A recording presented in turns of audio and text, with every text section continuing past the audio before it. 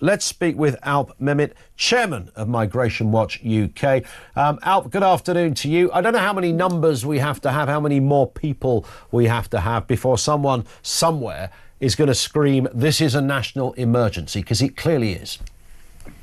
It is a national emergency, and it's been one for some time.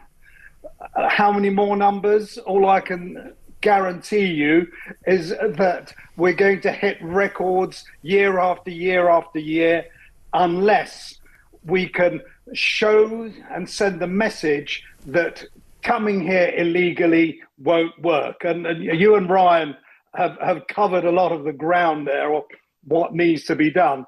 But the fact is that at the moment, everything that this government is doing is not far from deterring anyone, is actually encouraging them to come here. There's more people in hotels probably now, even though the number of hotels being used may have gone down. And notice that the government hasn't actually said there are fewer people in hotels. Well, they're using bigger hotels maybe, I don't know. But I should also be wary about them saying we are using fewer hotels, so it's costing less. Because what's happening then is that they're shunting them off onto local authorities, where legally the local authorities are obliged to house those asylum seekers that are pushed in their direction, because the law says so. If you're destitute and you tick that little box saying I'm destitute, then I'm afraid that the local authority that has the responsibility handed from the Home Office will find accommodation for you.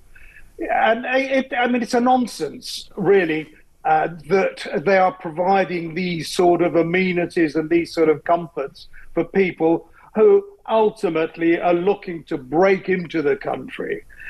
Many of them, frankly, will never go back because we won't send them back.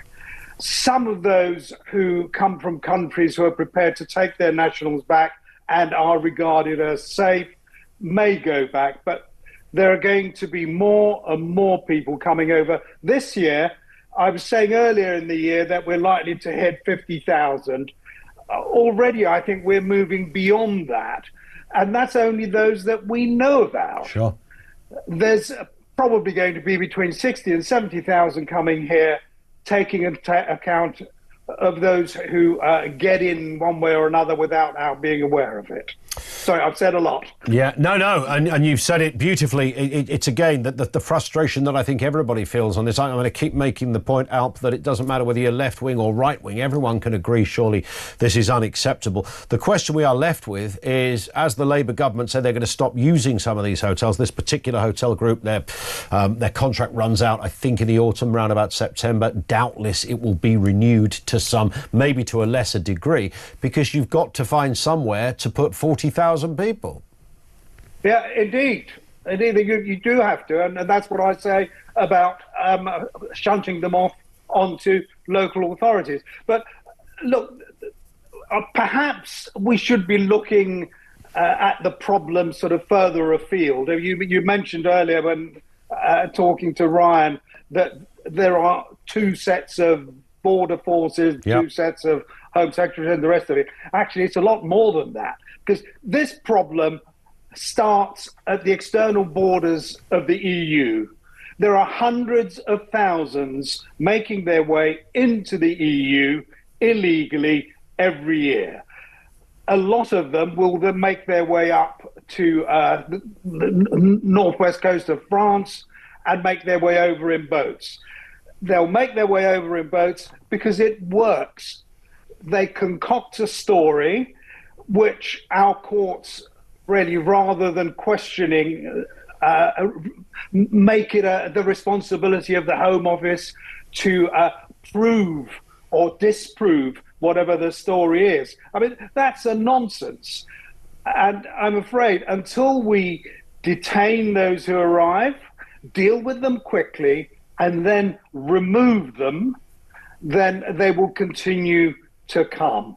And the government messed up it fluffed its lines when it came to the opportunity of doing something about it with the bill that is now going through Parliament.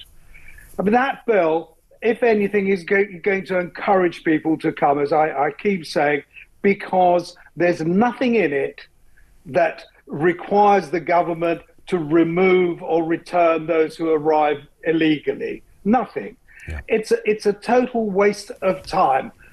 The government is flailing, and it finds now that all the flannel during the election, smashing the gangs and closing the hotels, it won't wash anymore, I'm afraid. Yeah. They've got to get real about it. Spot on.